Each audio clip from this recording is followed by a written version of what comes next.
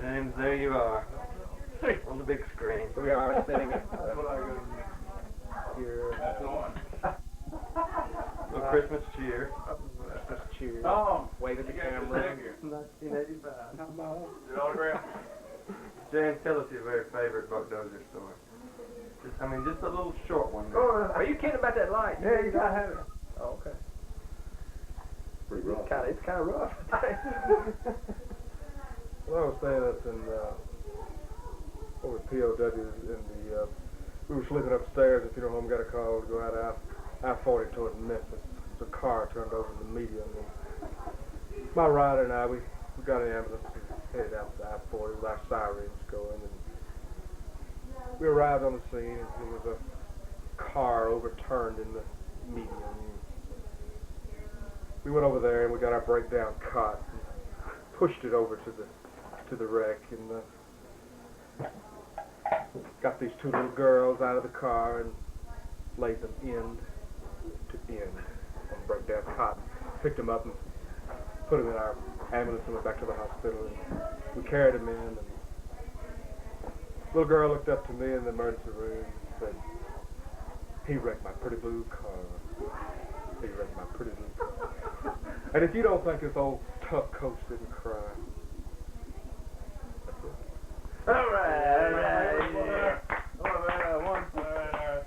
Somebody else take the thing. I ain't got it. Let's let Bailey You have tell to give me a little more Tell us time. a complimentary story on Buck Dozier. All right, so give me a little Something time. good about it. Little I don't time, remember another Give us a Leo book. Snow. I've got a book story. I tell you. What about he flushed my pretty blue uniform? What's that? That was a takeoff.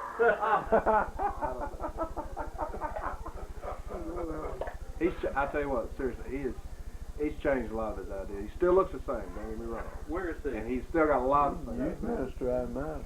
But he's changed a lot of things. James, Just think, he was 20 when we first knew him. He was 22 or 3 years old. Is that right? That's hard to A believe. mere child. And now he's what, 40? He's always No. Right at 40. 38. Yeah, close. No, he's Nah, he's he's over. 4. He was probably about 24, wasn't 24, man. he? When we first came to Lipscomb. Okay. You know, That was 60s. Tell him I'd calling you up to the referees meeting, Bailey. Call me on the phone. James Buck Dozier's going to meet over at West Side School. You understand the referee, and thank you. Goodbye. What was that about? Oh, and they had an umpire strike, and You know that? Yeah, it was I hilarious. don't remember that. Yeah, no, it's when, I mean, he was trying to get You you. remember the Well, game? they It was break our up. game. It was our game that caused it. When that guy, we were playing Cumberland. yeah, I think it's Cumberland. little while. And what's that guy's name, Baylor? What's that old umpire's name? Grady. Stanciacci? No. Grady. Warren. Grady Warren threw out. What's that guy's name? Warren somebody. Adcock. Yeah. He threw him out of the game. Yeah. And then they had a big fight and stuff, you know. And then Grady was head of the Yeah, he was association. head man. That was And the then end of from that point association. on, Grady's association refused to call any of Adcock's games. Yep. And so they had to form a new association. That's when the Middle Tennessee Association got Yeah, because it used to be the Metro. I don't know what they called it. You're right, I remember that too. That was the end of it right there. Hey, boys, ever need anybody to stand up for you? You guys remember the basketball You game? saw with, got the. Yeah, Oh, I could do I? tell that one down to a T. Yeah, I do remember that. We ought to talk that one through. The last I remember was Willis Wells coming up and saying, well, can't we just call it a tie? I don't remember that part. I remember how it happened. Up to Don't the scorers table. you remember what happened? Tell how. I remember that. Okay, there's two. Hey, buddy. Shake your hand, buddy. Baylor, James, don't leave. Always a pleasure. I don't want to leave, but Come on. Who was leave it? our Okay. Biology teacher, wasn't it? Norman Fox. Norman Fox. That's right, Okay. Norman. Norman I really Fox enjoyed it. was keeping the clock. Glad y'all could come. There was 3 seconds left in the game when you called timeout. 2. 2? And I called timeout. All right. And the time ran off the clock. Right. Okay. I remember that. Okay. The referee said, no, there's 2 seconds left. Went over to Norman. Norman gets 2 seconds on the accessory clock and doesn't get it on the master clock. Now, how we managed to do that, I'll never know. But there was no time showing on the master clock. For some reason, the referee said, before the play ever started, I'm going to count this to myself because it's noisy. And he told both teams that, I think. Okay, Ernie throws the ball the length of the court to the other foul line where the big man's standing. He jumps up, the ball goes through his hands. Norman starts the clock, the buzzer goes off immediately. O'Brien's at the baseline, picks up the ball, puts it in, and that all happened in less than 2 seconds. The referee made a good call. Yeah, that's right. But as soon as I saw it was good, I thought, We're dead.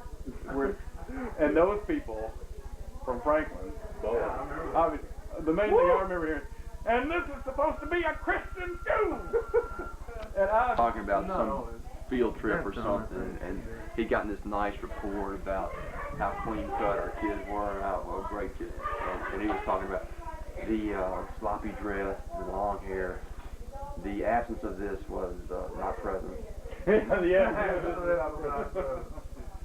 Oh, I remember that was a wild year. him using words like expedite. And I finally, after you used it 30 times, Who's that? what does that mean? Willis Well. Willis So King. what does expedite mean? What was it? Somebody got him mad. Somebody talked about him taking his sideburns and combing them up over his hairless did that. I don't know who did it. I mean, it got him mad, boy. He didn't like it. Remember Cancel at the faculty student basketball Oh, game? yeah, Tojo took him out. Yeah. No. You don't remember that? It was a faculty student game. I can't believe it. Mad as he could be. Put Tojo in. Tojo just, shoved him out. No, wait a minute. It was, No, Mike, wasn't it? No, Mike. It No, was that's Mike. Both Mike, went after Mike. him. It was Kojo went low and Mike went high. Oh. Hey, killed Campbell was ready to fight. Campbell was ready to come up and start hitting. And we did. It was like 30 seconds left in the game, and we were 6 down or something. And we put in Tojo and Cliff, and I don't know, was Lesson playing? I don't know. And it's like, it's very He unusual. graduated with us. No, he did. Hillsborough, didn't he? No, he was gone. Is that right? Our senior I year. didn't realize that. I didn't either. He was gone. Yeah, he was gone. We're both were gone. Yeah. That always happens in faculty games. Guess I sent him in the hack squad or something like that. Yeah. Well, now, what did they had something against Campbell. Yeah. Really? I Where's think I had Cancel more now? baseball. Huh? Where's Cancel now? No telling. Beating up sailors in Missouri. He's kind of a wild man. He used to tell great stories in court. Maybe he got real wild right after. He told one about his drive-in and his grandparents lived in Missouri, and during the summers he'd go out there and stay with them, and it was like Shoney's drive-in or something. And he said he pulled up next to this carload of girls, and he was talking to them, and about 10 minutes later he realized that a carload of sailors on the other side of him had been talking to him before he got there. And they just went over and hauled him out of the car and just beat the devil out of him. And he said, but you know what I did?